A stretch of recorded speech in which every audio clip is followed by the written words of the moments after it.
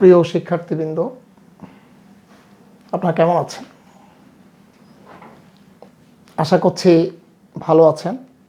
অচিরেই আমরা স্বাভাবিক ক্লাসে ফিরে যেতে পারবো ইনশাল্লাহ। সে পর্যন্ত আপনাদেরকে অনলাইন ক্লাসগুলো ভালোভাবে মনোযোগ দিয়ে শোনার জন্য অনুরোধ করছি আমি। ছাত্রছাত্রী সহ অভিভাবকবৃন্দ যারা এই ভিডিও ক্লাসটি প্রত্যক্ষ করছেন, তাদের সবাইকে কর্ণফুলী কলেজ প্রাণীবিজ্ঞান বিভাগ থেকে আমি Mohammad Azimuddin, assistant professor, department of zoology, Karnaphuli সরকারি কলেজ, শুভেচ্ছা জানাচ্ছি। আমরা সময় নষ্ট না করে ফিরে আসি আমাদের আজকের পাঠদানে।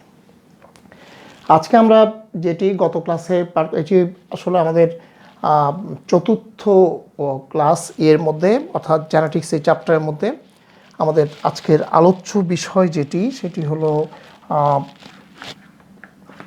বায়োলজি সেকেন্ড পেপার থেকে আমরা একাদশ অধ্যায় অর্থাৎ জেনেটিক্সের যে বিষয়টা আমরা কন্টিনিউ করছি সেটি হচ্ছে ডেভিয়েশন অফ ম্যান্ডেলস ল, অর্থাৎ ম্যান্ডেলের সূত্রের ব্যতিক্রম। তো এই ম্যান্ডেলের সূত্রের ব্যতিক্রম অনেকগুলো, গত ক্লাসে আমি বলেছিলাম অনেকগুলো রেশিও, এবং গত ক্লাসে একটি রেশিও আমরা আলোচনা করেছি। আজকে আমরা আরেকটি রেশিও নিয়ে আলোচনা করব, যেটি যে কারণে হয় সেটি হচ্ছে কোডোমিনেন্স, এবং রেশিও যেটি আলোচনা করব সেটি হচ্ছে 1:1, অর্থাৎ আমাদের ম্যান্ডেলস যে প্রথম এবং দ্বিতীয় সূত্রটি আবিষ্কার করে গেছেন, এবং আমরা এও জানি যে ম্যান্ডেল সরাসরি সূত্রগুলো লিখে যাননি, ম্যান্ডেল পরবর্তী বিজ্ঞানীরা এগুলোকে সূত্রের আকারে সাজিয়ে নিয়েছেন। তো সেক্ষেত্রে এটা ম্যান্ডেলিজম বলতে ম্যান্ডেলের দুটো সূত্রকে সম্মিলিতভাবেই বোঝানো হয়। আর আমরা ম্যান্ডেলের প্রথম সূত্রটা আলোচনা করেছি দ্বিতীয় ক্লাসে, তারপর তৃতীয় ক্লাসে আমরা আলোচনা করেছি ম্যান্ডেলের সূত্রের ব্যতিক্রম বা ডেভিয়েশন অফ ম্যান্ডেল।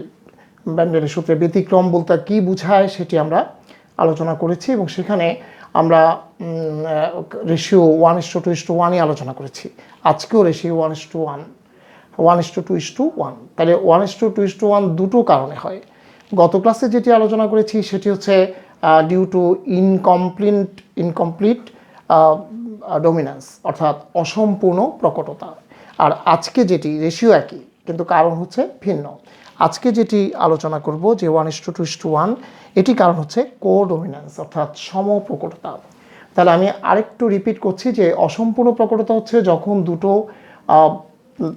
প্রকট জিন একই সাথে অবস্থান করার ফলে F1 জেনারেশনে তাদের কোনোটি সম্পূর্ণভাবে প্রকাশ না পেয়ে অসম্পূর্ণভাবে প্রকাশ পায়, অথবা তৃতীয় কোনো বৈশিষ্ট্যের আবির্ভাব ঘটে, তখন সেটিকে আমরা বলছি যে অসম্পূর্ণ প্রকটতা। যেহেতু কোনোটি ঠিকভাবে প্রকাশ পাচ্ছে না, আংশিক প্রকাশ পাচ্ছে, সেখানে আমরা উদাহরণ দিয়েছিলাম সন্ধ্যামালতী, সাদা এবং লাল ফুল বিশিষ্ট সন্ধ্যামালতীর মধ্যে সংকরণের ফলে F1 জেনারেশনে সবগুলো ফুল হচ্ছে গোলাপি বর্ণে। গোলাপি বর্ণকে লাল এবং সাদার মাঝামাঝি ক্যারেক্টার হিসাবে আমরা বিবেচনা করতে পারি, পাশাপাশি এটিকে তৃতীয় কোনো বৈশিষ্ট্য হিসাবেও বিবেচনা করতে পারি। তাহলে সেটি ছিল অসম্পূর্ণ প্রকটতা। কিন্তু আজকে আমরা যেটি আলোচনা করব সেটি হচ্ছে কোডোমিন্যান্স, অর্থাৎ সম্পূর্ণ প্রকটতা। তাহলে প্রথমেই প্রশ্ন হচ্ছে যে সম্পূর্ণ প্রকটতা বলতে আমরা কি বুঝি বা কাকে বলে? তাহলে সম্পূর্ণ প্রকটতা হচ্ছে যখন দুটি প্রকট জিন একই সাথে অবস্থান করার ফলে F1 জেনারেশনে তাদের উভয় বৈশিষ্ট্যের জিনই সমভাবে প্রকাশ পায়, তখন এ ধরনের ব্যবস্থাকে বলা হয় সমপ্রকটতা। অথবা আমরা অন্যভাবে বলতে পারি যে দুটি বিপরীত বৈশিষ্ট্য নির্ধারক জিনবাহী জীবের মধ্যে যদি সংকরণ ঘটানো হয়, তবে F1 বংশধরে দুটি বৈশিষ্ট্যই যদি সমভাবে প্রকাশিত হয়, একটি অন্যটির উপরে প্রাধান্য বিস্তার না করে, অর্থাৎ প্রকট প্রচ্ছন্ন বৈশিষ্ট্যের প্রতি লক্ষ্য না রেখে বা প্রকট প্রচ্ছন্ন বৈশিষ্ট্যটি অব্যাহত না রেখে তারা যদি সমভাবে প্রকাশ করে বা প্রকাশিত হয় বৈশিষ্ট্যটা, তখন সেটাকে বলা হয় সমপ্রকটতা বা কোডোমিনেন্স। তাহলে এটা ডেভিয়েশন অফ ম্যান্ডেলস ল, অর্থাৎ ম্যান্ডেলের সূত্রের ব্যতিক্রমের আরেকটি কারণ। হচ্ছে সমপ্রকটতা। আমি আবার বলছি যে যদি দুটি বিপরীতধর্মী বৈশিষ্ট্য নির্ধারক জিনবাহী জীবের মধ্যে সংকরণ ঘটানো হয় এবং F1 বংশধরে উভয় বৈশিষ্ট্যই সমভাবে প্রকাশ পায়, কোনোটির উপরে প্রাধান্য বিস্তার না করে, তখন এ ধরনের ব্যবস্থাকে বলা হয় সমপ্রকটতা বা কোডমিন্যান্স। তাহলে এখন আমরা ব্যাখ্যাতে যাচ্ছি। এটা ছিল তোমার জ্ঞানমূলক প্রশ্ন যে সমপ্রকটতা কাকে বলে, অথবা সমপ্রকটতা বলতে কি বুঝো অনুধাবনের প্রশ্ন হিসাবে দিতে পারে। যখন তোমাকে অনুধাবনের প্রশ্ন হিসাবে দেবে তখন একটা উদাহরণ অ্যাড করবে। যেমন এটা উদাহরণ হিসাবে আমরা বলতে পারি যে আন্দালুসিয়ান মোরগ মুরগি উপরে এই পরীক্ষাটা চালানো হয়েছিল। তো আন্দালুসিয়ান মোরগ মুরগি সাদা পালকযুক্ত এবং কালো পালকযুক্ত দুই ধরনের আন্দালুসিয়ান মোরগ মুরগির মধ্যে সংকরায়ন ঘটানো হয়। সংকরণের ফলে দেখা গেল যে F1 জেনারেশনে যদি ম্যান্ডেলের সূত্রকে অনুসরণ করা হয়, সেক্ষেত্রে প্রত্যেকটা মুরগির বাচ্চাই হওয়া উচিত ছিল হয়তো কালো বর্ণের, মানে কালো পালকযুক্ত অথবা সাদা পালকযুক্ত। কিন্তু ফলাফলে দেখা গেল যে F1 জেনারেশনে সাদা পালক অথবা কালো পালক কোনোটি মানে সম্পূর্ণ না করে কালোও প্রকাশ পেয়েছে, সাদাও প্রকাশ পেয়েছে। অর্থাৎ সবগুলো বাচ্চা হয়েছে F1 জেনারেশনে সবগুলো বাচ্চাই ছিল কালোর উপরে সাদা ছোপযুক্ত। তাহলে কালোও প্রকাশ পেয়েছে, সাদাও প্রকাশ পেয়েছে, কালোর উপরে সাদা ছোপ। তাহলে এখন এই যে কালোর উপরে সাদা ছোপ মানে হলো যে সাদাও প্রকাশ পেয়েছে, কালোও প্রকাশ পেয়েছে সমভাবে। যদি সবগুলো কালো প্রকাশ পেত তাহলে ম্যান্ডেলের সূত্রকে অনুসরণ করতো, যদি সবগুলো সাদা পালকযুক্ত হতো তাও ম্যান্ডেলের সূত্রকে অনুসরণ করতো। কিন্তু ম্যান্ডেল বলছেন যে দুটোর মধ্যে একটা প্রকাশ পায়, অন্যটি প্রকাশ পায় না, কিন্তু এখানে দেখা যাচ্ছে যে দুটোই প্রকাশ পেয়েছে। তাহলে এটাই হচ্ছে উদাহরণ। এবং পরবর্তী জেনারেশনে গিয়ে দেখা গেল F2তে গিয়ে একটি প্রকাশ পেয়েছে কালো বর্ণ, দুটি প্রকাশ পেয়েছে কালোর উপরে সাদা ছোপ, আর একটি প্রকাশ পেয়েছে সাদা পালকযুক্ত, অর্থাৎ 1:2:1। কিন্তু ম্যান্ডেলের সূত্র অনুসরণ করা হলে এখানে অনুপাতটা হতো 3:1 বা 3:1। হয়তো 3টা কালো একটা সাদা, অথবা 3টা সাদা একটা কালো, এটা প্রকাশ পেত। কিন্তু এখানে দেখা গেল F2 জেনারেশনে ম্যান্ডেলের সূত্রকে অনুসরণ না করে এখানে 1:2:1 হয়েছে। তাহলে এখন আমরা ব্যাখ্যা যাচ্ছি। এখন তোমাদের প্রশ্নটা আসবে যে এই অনুপাতটা দেওয়া থাকবে উদ্দীপক হিসাবে, বলা হবে যে এটি ম্যান্ডেলের সূত্রকে অনুসরণ করে না, তোমার উত্তরের সপক্ষে যুক্তি দেখাও, এভাবে দিতে পারে। অথবা বলা হতে পারে যে 1:2:1 এটা তো দিয়ে দেবে যে এটি ব্যাখ্যা করো। অথবা এখানে সাজিয়ে দেওয়া হবে যে মোরগ মুরগির জায়গায় কবুতর দিয়ে দেওয়া হলো, দিয়ে উদ্দীপকটা সাজানো হবে, তোমাকে রেজাল্ট দিয়ে দিবে যে রেজাল্ট এটি হয়েছে, তাহলে এটি ব্যাখ্যা করো। হ্যাঁ, তখন তোমাকে যেভাবে দেওয়া হোক তুমি জিনিসটা যখন বুঝবে তখন এতে কোনো সন্দেহ থাকবে না। তোমাদেরকে একটা বাড়ির কাজ দিয়েছিলাম, তোমরা পাঠাওনি, আশা করি পাঠাবে পরে সেটি। তাহলে এখন আমরা এটি ব্যাখ্যায় যাচ্ছি এবং ব্যাখ্যাতে দেখো আমরা এখান থেকে শুরু করতে হবে যে প্রশ্নটা যেভাবেই থাকুক না কেন আমরা প্রশ্নের ধরন অনুযায়ী সূচনাটা শুরু করতে হবে। তাহলে এখানে 1:2:1 ম্যান্ডেল, এটা আমি একটা স্টাইল বললাম যে 1:2:1 ম্যান্ডেলের সূত্রে ব্যতিক্রম, এটা লিখে যদি শুরু করো তাহলে বিষয়টা উপস্থাপনাটা সুন্দর হবে। তাহলে এটা লেখার পরে আমরা যাব ব্যাখ্যা। এখানে আমি ব্যাখ্যাটা একটু উপরে লিখবে, এটি নিচে লিখবে, এখানে জায়গা সংকলন হয়নি। তাহলে ব্যাখ্যাতে আমরা প্রথমেই লিখবো যে ব্যতিক্রমের কারণ কি, কারণ আমরা তো গত ক্লাসেও এটা আলোচনা করছি 1:2:1। সেক্ষেত্রে ব্যতিক্রমের কারণ ছিল ইনকমপ্লিট ডমিন্যান্স, কিন্তু এখন কিন্তু ইনকমপ্লিট ডমিন্যান্স নয়, এখন হচ্ছে কোডমিন্যান্স। তাহলে এখন আসো যে আমরা এখানে হচ্ছে সম্পূর্ণ প্রকটতা বা সমপ্রকটতা, এটিকে সমপ্রকটতাও বলা হয়। তাহলে সম্পূর্ণ প্রকটতা বা সমপ্রকটতা, আর নমুনা হিসাবে নেওয়া হয়েছে আন্দালুসিয়ান মোরগ মুরগি, এবং এখানে বৈশিষ্ট্য হচ্ছে কালো এবং সাদা পালক। এরপর আমরা চলে যাব ব্যাখ্যাতে। তাহলে ব্যাখ্যা এখান থেকে আমরা এরপর থেকে লেখা শুরু করছি বৈশিষ্ট্য। এরপর আমরা F1 এর জেনারেশন, F2 জেনারেশন এবং সেগুলো ব্যাখ্যা করব।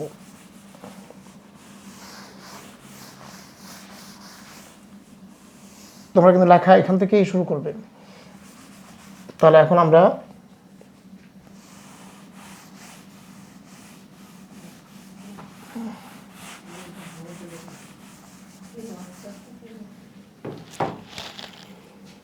মনে করি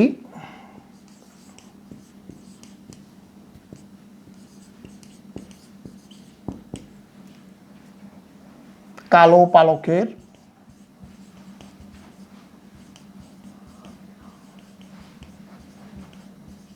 বৈশিষ্ট্য নির্ধারক জিন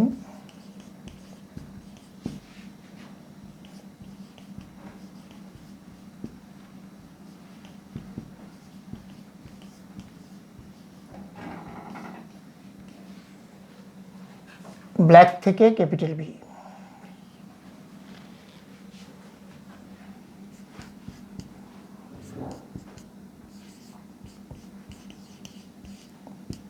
সাদা পালকের বৈশিষ্ট্য নির্ধারক জিন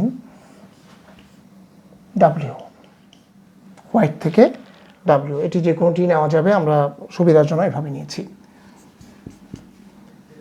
কালো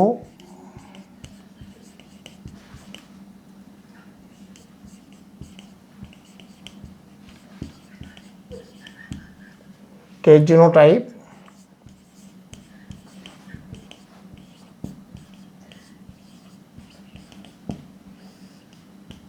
ক্যাপিটাল বি ক্যাপিটাল ভি। সাদা পালকের genotype capital W capital W. প্রথম সংকর পুরুষ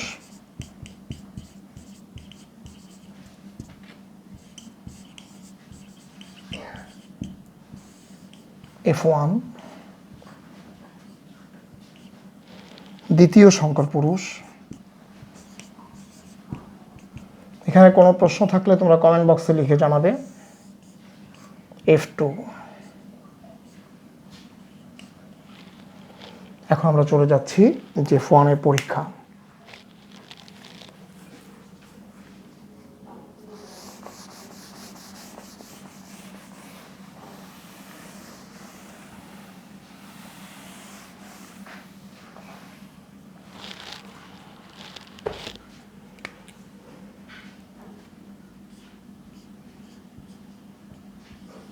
F1 এর পরীক্ষা।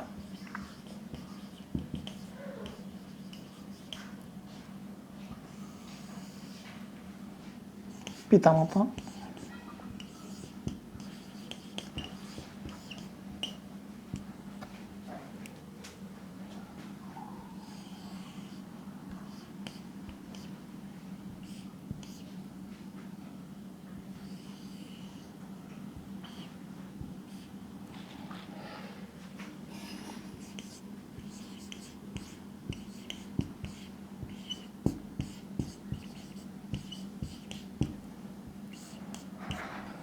এখানে সংকরণ ঘটানো হয়েছে কালো পালক এবং কালো পালক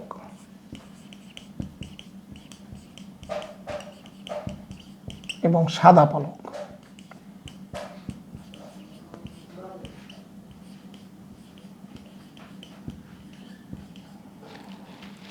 জিনোটাইপ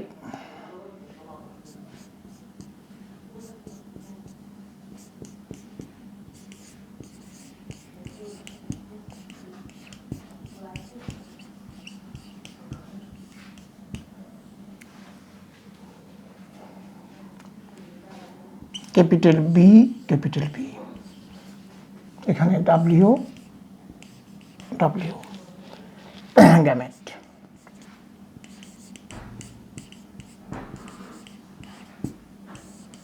আমরা জানি যে মেন্ডেলস ল অনুযায়ী গ্যামেটগুলো জননকোষ উৎপাদন করে, তারা পরস্পর থেকে পৃথক হয়ে ভিন্ন ভিন্ন জননকোষে প্রবেশ করে। এই দুটো হচ্ছে শুক্রাণু, তাহলে এখানে দুটো শুক্রাণুর মধ্যে প্রবেশ করেছে, এখানে দুটা আলাদা আলাদাভাবে দুটো ডিম্বাণুর মধ্যে প্রবেশ করবে।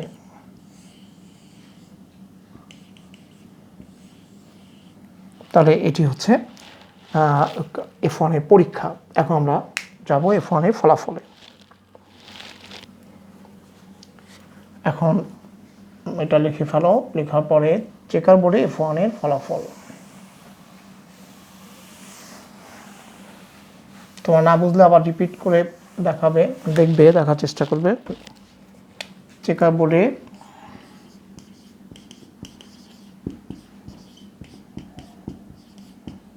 F1 এর ফলাফল।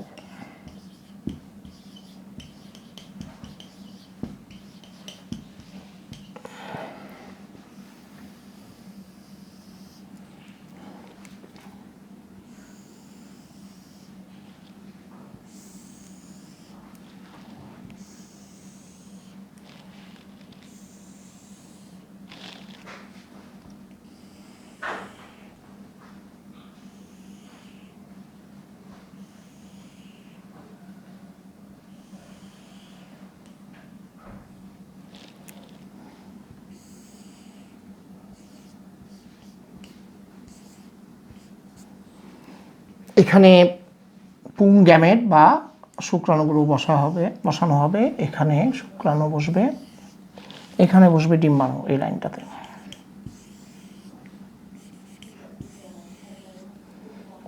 এটি বি ডাব্লিউর সাথে মিলিত হয়ে এখানে বসবে, capital B, capital B, capital W, capital B, capital W, capital B, capital W.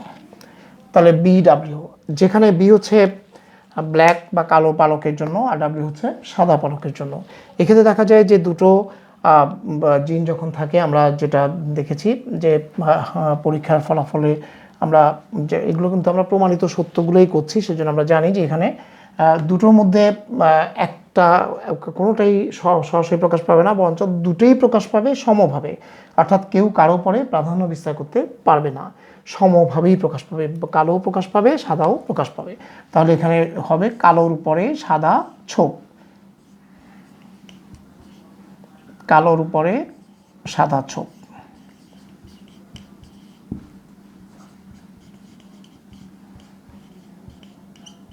এখানে একটু সংক্ষেপে লিখছি, তাহলে কালো উপরে সাদা, কালো সাদা ছোপ, কালোর উপর সাদা ছোপ।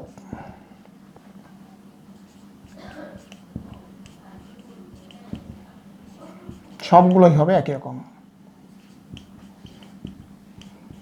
তাহলে এখান থেকে আমরা যেটা দেখতে পাচ্ছি যে এখানে কালোও প্রকাশ পায়নি, সাদাও প্রকাশ পায়নি, এবং দুটোই সমভাবে প্রকাশ পেয়েছে। তাহলে যদি ম্যান্ডেলের সূত্রকে অনুসরণ করা হতো তাহলে হয়তো সবগুলোই হতো কালো অথবা সবগুলোই হতো সাদা।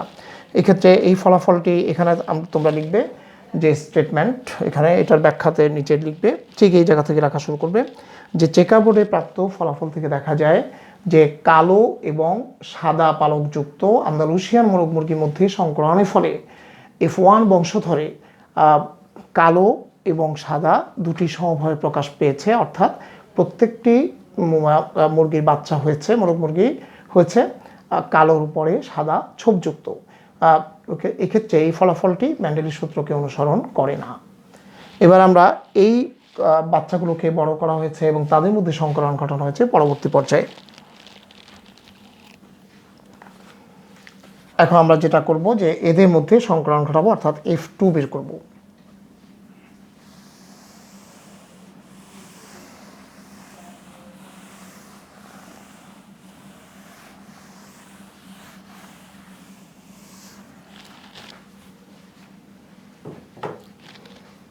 তাহলে F2 এর পরীক্ষা।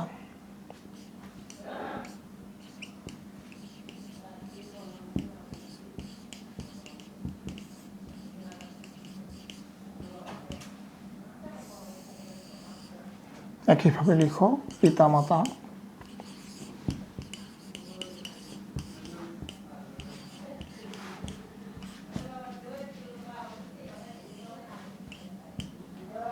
ফিনোটাইপ,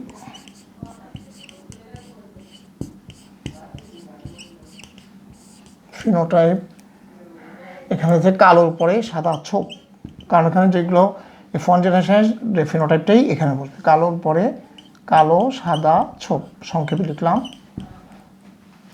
কালো উপরে সাদা ছোপ।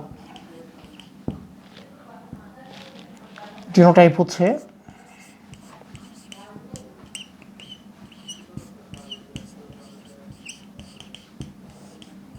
Capital B, capital W, capital B, capital W.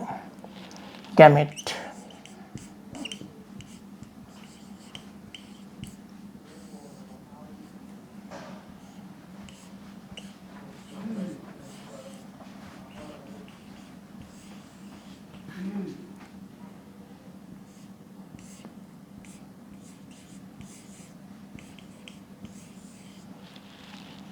এখানে বি এবং এখানে গ্যামেটগুলো অর্থাৎ মেল এবং ফিমেল গ্যামেটগুলো একই।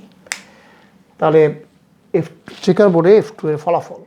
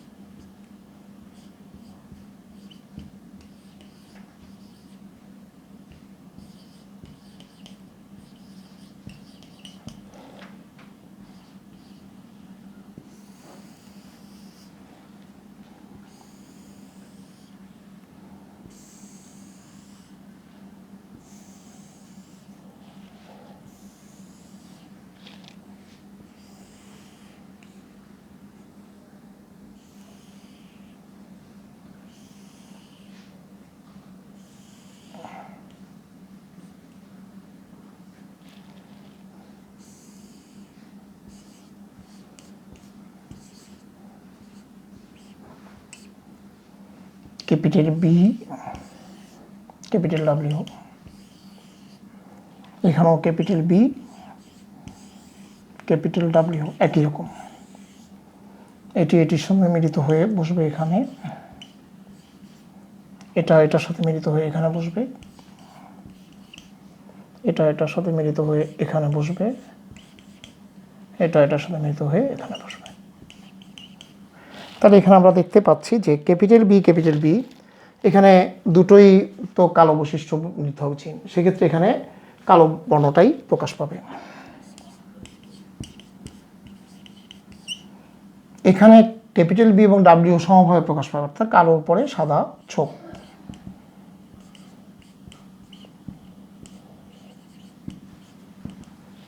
এটিও একই রকম হবে, কালোর উপরে সাদা ছোপ।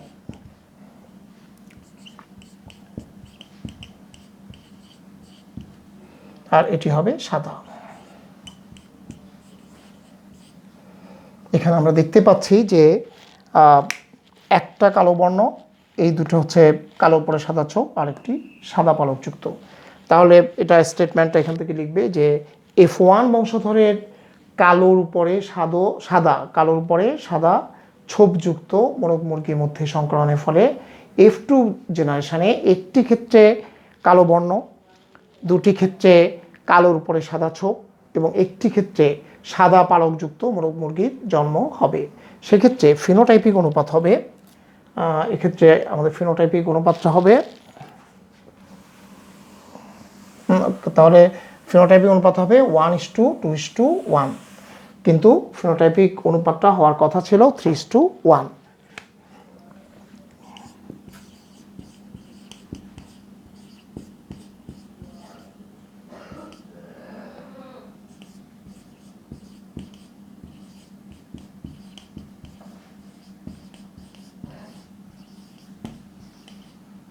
ফিনোটাইপিক অনুপাত হবে কালো অনুপাত কালোর উপরে সাদা ছোপ অনুপাত সাদা সমান, এখানে আমরা পেয়েছি একটা, এখানে পেয়েছি দুটো, এখানে পেয়েছি একটা, অর্থাৎ 1:2:1। তাহলে এই অনুপাতটি এখানে লিখবে, এই অনুপাতটি ম্যান্ডেলের সূত্রকে অনুসরণ করে না। যদি ম্যান্ডেলের সূত্রকে অনুসরণ করা হতো তাহলে ফিনোটাইপিক অনুপাত হতো 3:1, অর্থাৎ হয়তো 3টি কালো একটি সাদা হতো, অথবা 3টি সাদা একটি কালো হতো যদি ম্যান্ডেলের সূত্রকে অনুসরণ করা হতো, কিন্তু আমরা সেটা পাইনি। আমরা পেয়েছি 1:2:1, অর্থাৎ এই অনুপাতটি ম্যান্ডেলের সূত্রকে অনুসরণ করে না। তাহলে ফিনোটাইপিক অনুপাতের ক্ষেত্রে ম্যান্ডেলের সূত্রে ব্যতিক্রম, অর্থাৎ এই অনুপাতটি ম্যান্ডেলের প্রথম সূত্রের সুস্পষ্ট ব্যতিক্রম। এখন আমরা জিনোটাইপিক অনুপাতে চলে যাব। জিনোটাইপিক অনুপাতটা দেখি।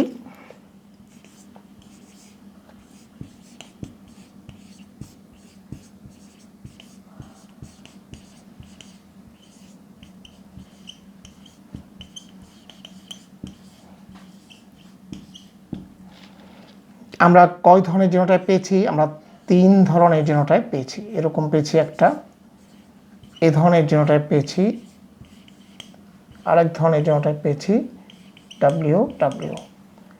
আমরা এখানে পেয়েছি 1, এখানে পেয়েছি 2, এখানে পেয়েছি 1, অর্থাৎ 1:2:1।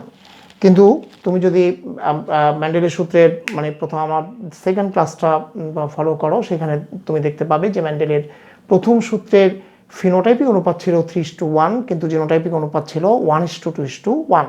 কাজে এখানে কোডমিনেন্স বা সমপ্রকটতার কারণে ম্যান্ডেলের সূত্রের জিনোটাইপিক অনুপাতে কোনো ব্যতিক্রম ঘটেনি, ব্যতিক্রম ঘটেছে ফিনোটাইপিক অনুপাতে। এখানে 3:1 জায়গায় হয়েছে 1:2:1, কিন্তু এখানে ছিলই 1:2:1।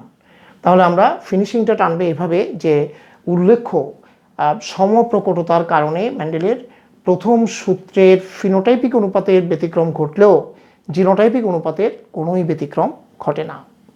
তাহলে এখানে আমাদের এই প্রশ্নটা শেষ হলো। এটি একটা খুব গুরুত্বপূর্ণ প্রশ্ন এবং এগুলো গত ক্লাস এবং আজকের ক্লাসে দুটো প্রশ্নই বারবার আসে, প্রায় অনেক সময় রিপিটও করে এবং খুব 1 বছর বাদ দিয়ে 1 বছর আসে সাধারণত।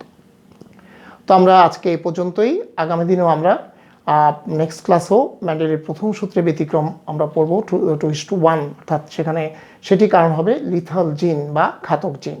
সে পর্যন্ত তোমরা সবাই ভালো থেকো, আল্লাহর রহমতে আমি আশা করছি ভালো থাকবে, স্বাস্থ্যবিধি মেনে চলবে এবং আমরা দোয়া করবে যেন আমরা খুব তাড়াতাড়ি আবার কলেজে ফিরে আসতে পারি। আল্লাহ হাফেজ, আসসালামু আলাইকুম।